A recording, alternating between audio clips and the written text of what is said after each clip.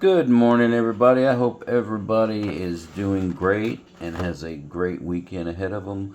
I'm going to start this week out using the Findlay, the number 9.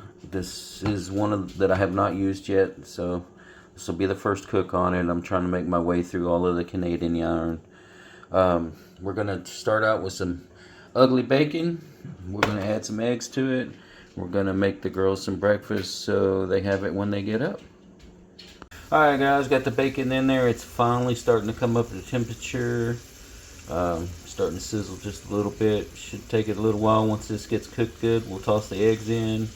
And then we'll finish it off with a little bit of cheese. And then we'll cover it up so the girls will have it to eat when they get up. Alright guys, the bacon is nice and crispy. Looks good. I'm going to take in, pour the eggs in. And we'll let her cook for a minute. Stir it up real good for the burritos, add some cheese, and it'll be ready to go. Alright, and there she is. Everything's done. Put cheese on it. I'm going to put a lid on there so it melts and move it off the heat. Another piece of Canadian iron that did really, really good. So we'll go on to test the next ones.